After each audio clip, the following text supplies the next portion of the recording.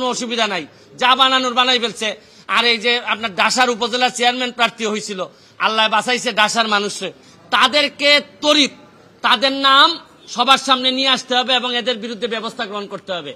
আমিও তো বলি মাঝে মধ্যে, অনেক সরকারি কর্মকর্তা, ইভেন ডিসি ধরেন, অনেক বড় বড় কর্মকর্তা, এদের কথাবার্তা আমার শুনলে মনে হয় যে আরে এত ইনকম্পিটেন্ট একটা লোক ডিসি হয় কিভাবে, একটা ইনকম্পিটেন্ট একটা লোক ইয়নো হয় কিভাবে। আমি যখন দেখি তখন আমার হিসাব মিলে না। এখন আইসা ওই সৈয়দ আবেদ আলীর মাধ্যমে আমার কিছু হিসাব মিলতেছে। তাইলে এই চোরগুলা ওই বিভিন্নভাবে ছড়াই পড়ছে। শুনেন, যুদ্ধাপরাধী, মানবতা বিরোধী অপরাধীরা যে যে জায়গায় থাকে আমরা খুঁজে বের করি, এদেরকে দায়িত্ব দেই না। এদের সেই এই চোরগুলা কি কোনো অংশে কম? এরা সারা জীবন দেশটারে লুটতে খাবে। আরে এই আবেদ আলী তো চলে যাচ্ছে, আবেদ আলীর তো আর কোনো অসুবিধা নাই, যা বানানোর বানাই ফেলছে।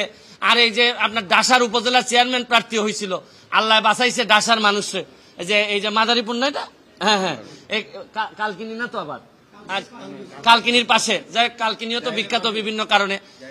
এই ডাসার উপজেলার মানুষ বাচ্চা যে তারে মানে পাশ করায় নাই না, ও চাচ্ছিল, করে নাই নাকি? ও আচ্ছা, নমিনেশন পায় নাই, ও নির্বাচন হয় নাই। তো যাই তার কাছে যে মেকানিজম ছিল তাতে আল্লাহ মাহবুদ জানে হয়তো নির্বাচন হলে পাশও করে যেত। তাই এখন হচ্ছে কি আমার মেইন, নাইলে যদি এর ভিতরে আমি ব্যবস্থা না দেখি আমি হাইকোর্টের শরণাপন্ন হব। কারণ আমাদের তো জায়গা হচ্ছে কি হাইকোর্ট। যদি এই ব্যাপারে ব্যবস্থা গ্রহণ না করা হয়, কার কার আমলে এই ড্রাইভার সাহেব ছিলেন, পিএসসির চেয়ারম্যান, তাদের এইটার দায় দায়িত্ব আছে কিনা, তারা এটার সাথে জড়িত কিনা। এরপর হচ্ছে গিয়ে এই প্রশ্নপত্র ফাঁসের ঘটনায় কারা কারা অবৈধ সন্তান হিসেবে প্রশাসনে জন্মগ্রহণ করছেন এবং জন্মগ্রহণ করে এখন বিভিন্নভাবে দলীয় তকমা লাগাইয়া ভালো ভালো অবস্থানে আছেন, এইটা আনতে হবে। শুনেন, কোটার জন্য আন্দোলন করে ছাত্ররা, সারা বাংলাদেশের মানুষ কোটার জন্য আন্দোলন করতেছে, কিন্তু এরা কি জানে যে সবচেয়ে বড় কোটা তো হচ্ছে গিয়ে চোর কোটা, এই প্রশ্নপত্র ফাঁসের কোটা। এরা ধরেন অন্যান্য কোটা, মুক্তিযোদ্ধা কোটা, এগুলা নিয়ে আন্দোলন করতেছে, এগুলা নিয়ে আমি বলবো না, এটা আলাদা হিসাব। কিন্তু জানে না, এরা যদি জানতো যে সবচেয়ে বড় চোর দুর্নীতিবাজ কোটাটা হচ্ছে গিয়ে বাংলাদেশের বড় কোটা, এই কোটার বিরুদ্ধে আন্দোলন করলে সব জিনিস সুবিধা আমরা পাইতাম। কিন্তু এটা আমি পরে হয়তো আরেকদিন বলবো। তবে এখন আমার বক্তব্য হচ্ছে স্পষ্ট, এদের বিরুদ্ধে কারা কারা প্রশাসনে আছেন তাদেরকে বের করে তাদেরকে আইনের আওতায় নিয়ে আসা হবে, নাইলে এই দায় সারা জীবন বাংলাদেশের বয়ে বেড়াতে হবে। আমি একজন এমপি হিসাবে, একজন ব্যারিস্টার হিসাবে আমি মনে করি এটা জাতির সামনে নিয়ে আসা আমার দায়িত্ব। আপনাদের মাধ্যমে আমি এটা ছড়াই দিতে চাই এবং আমি দেখতে চাই যে কি ব্যবস্থা গ্রহণ করছেন। নাইলে আমি মাননীয় প্রধানমন্ত্রীর কাছে প্রয়োজনে যাব, মাননীয় চিফ জাস্টিসের কাছে যাব, কারণ এইভাবে একটা দেশ চলতে পারে না। Thank you.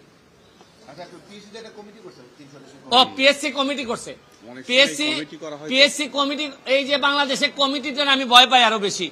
কমিটি করলেই মনে করলেন যে ধামাচাপা দেওয়ার জন্য একটা প্রক্রিয়া শুরু হইলো। আরে কমিটির কি কাজ? চোর ধরছে পুলিশ, চোর ধরার পর চোররে বলবে যে আর তোর সাথে কে কে চোর আছে বল।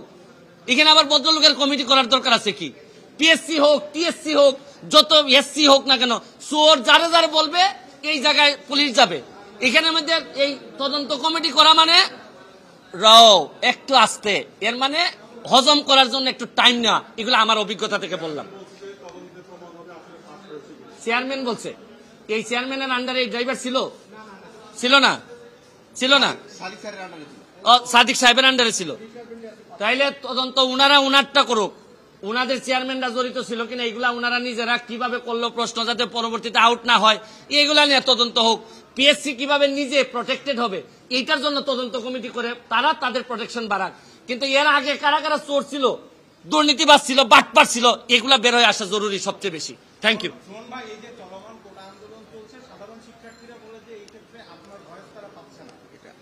আমি এটার জন্য আলাদাভাবে কোটার বিষয়ে আমি আলাদাভাবে বলবো, কারণ প্রতিটা মানুষেরই এক একটা আন্দোলন থাকে।